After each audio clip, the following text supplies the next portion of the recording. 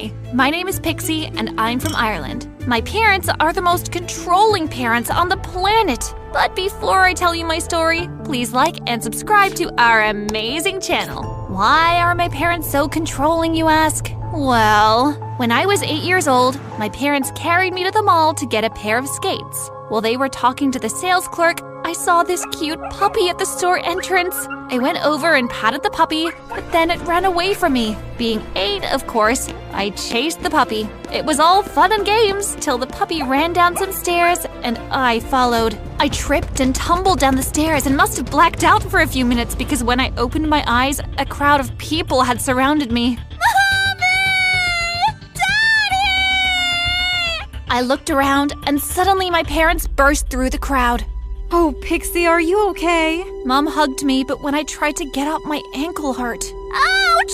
Let's get you to the hospital. What Mom and Dad thought to be just a visit to the hospital to get my ankle checked out turned into a meeting with social services, who reported my parents for negligence. A judge sentenced them to 6 months of parental classes. My parents were furious. Now, at age 17, Mom and Dad still treated me like an 8-year-old kid. Something about them not wanting any of my bad decisions to reflect on them as parents. Today was the football game at school, and I really wanted to go, but of course, my controlling mother did not want me to go. I glared at Mom, who was basting a turkey on the kitchen counter. Mom, all of my friends are going to the football game. You can't keep me here forever. I can keep you here till you're 18. I grabbed the tray from Mom's hands and flung it to the ground. I hate it here. I stormed off to my bedroom and slammed the door behind me. I was totally tired of my parents telling me what to eat, what to wear, and what type of music to listen to. I wasn't even allowed to date. All I wanted to do was go to the game to see Sloan, the cutest boy in the entire school. Over the years, my parents didn't allow me to do anything, but through it all, I had my best friend, Heather, to confide in. So as usual, I gave her a call to complain about my parents. You know, I've been crushing on Sloan for 3 years. And I also know Sloan is out of your league. Oh, really? Girl, Sloan is the captain of the football team. He's at the top of the food chain at school, and you're forgetting one very important detail.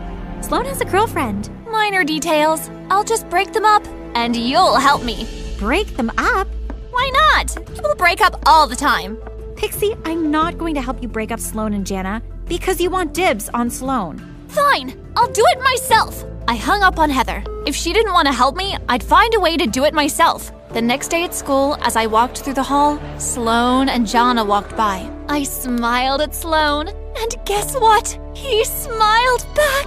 I was so into the moment that I didn't notice a group of boys coming out of the science lab with a huge papier-mâché volcano. I bumped into them and fell with a thud to the floor. If that wasn't embarrassing enough, the volcano fell on top of me and some of the goo from inside the volcano splashed into my eyes. I wiped my eyes, but it was still blurry when someone extended their hand to me and I took it.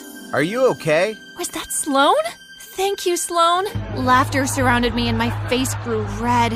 As if, loser. Your knight in shining armor is Geeky Galvin. I wiped my eyes again, and there stood Geeky Garvin with his acne-covered face, holding a few napkins towards me. I looked in Sloan's direction. Was that pity in his eyes? I felt as though my heart had broken into a million pieces. I covered my face with my hands and ran away. Run, Pixie, run! Another roar of laughter escaped the crowd. I ran into the bathroom and sat in one of the stalls. After a few minutes, the bathroom door opened and a group of girls came in chattering. It was Jana and her minions. So, Jana, how was your date with Tegan? You went on a date with Sloan's best friend? Of course. I did it and it was worth it. He's a much better kisser than Sloan, and he took me to the fanciest restaurant in town. Don't you feel bad for doing that to Sloan? No, should I? I'm the most popular girl in school. Why should I only date one guy? Jana and her friends giggled. The bell rang and they left the bathroom. I knew what I needed to do. The next day, as I walked into the cafeteria, my eyes fell on Sloan and Jana. I sat a few tables away, but I kept my eyes on Jana. All I needed to do was catch Jana and Tegan in a compromising situation, and Sloan would be all mine. My chance came 15 minutes later when Jonna kissed Sloane and walked out of the cafeteria. With my phone in hand, my heart pounded as I followed Jonna, who disappeared under the bleachers. I tiptoed towards the bleachers, and there was Jonna making out with Tegan. I pressed record on my phone and began taping. They were so into each other that they didn't even see me. Suddenly, a ball slammed into the side of my head. Ouch! I fell to the ground and my phone fell from my hands. Tegan and Jonna turned and saw me. What are you doing here, loser? Jonna looked at the phone on the ground next to me. Were you videoing us? No, I wasn't videotaping anything. I grabbed my phone and stood up. You little liar. Jonna tried to grab my phone, but I ran. A few minutes later, I burst into the cafeteria breathless and sent the video to Sloane. I slid under a table just as Jonna and Tegan entered the cafeteria. Where is she? She scanned the cafeteria looking for me. I watched as Sloane checked his phone. He looked shocked, then angry, and I smiled smugly. I couldn't believe my plan was coming together. Jana, what is this? Sloane walked over to Jonna, and I got up from under the table and sat on a chair to get a better view.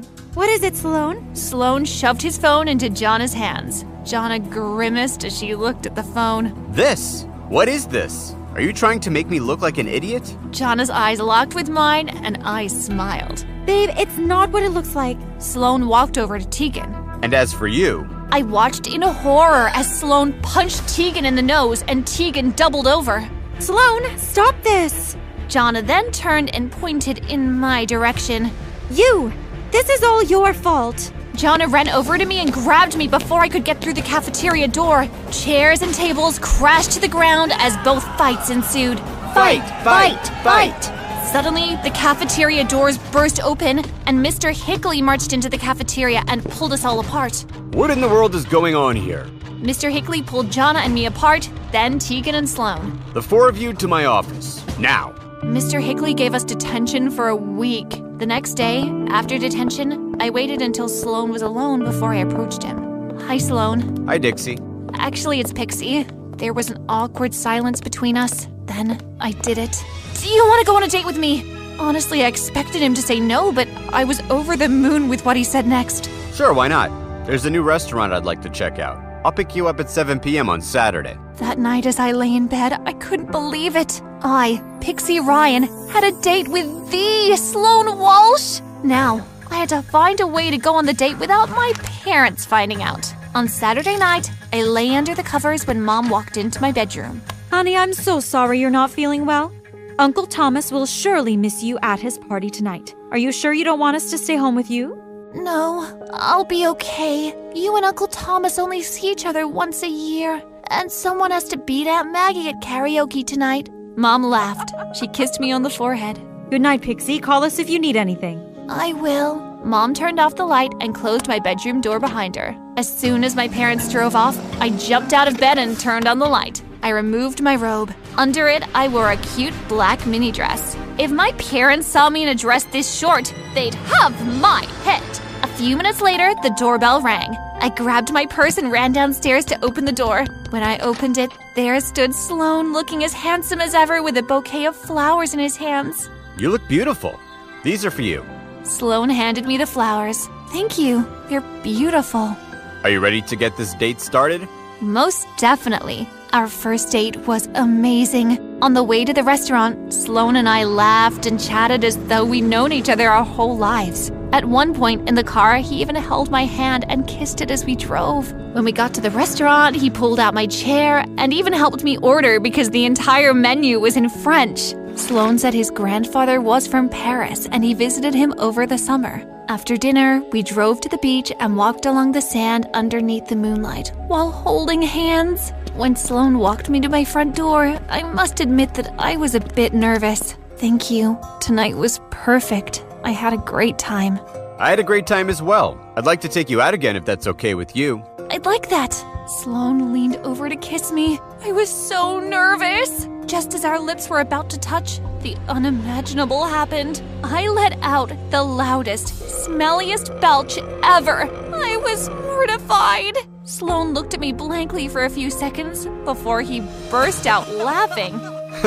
That was a good one. I breathed a sigh of relief and couldn't help but laugh at myself. Sloane then pulled me into a kiss. I'll see you at school on Monday. Enjoy the rest of your night. I entered the house and raced towards my bedroom. I couldn't wait to tell Heather about my night. I called Heather a few times before she answered. I apologized for how I treated her and she forgave me. I told her all about my night.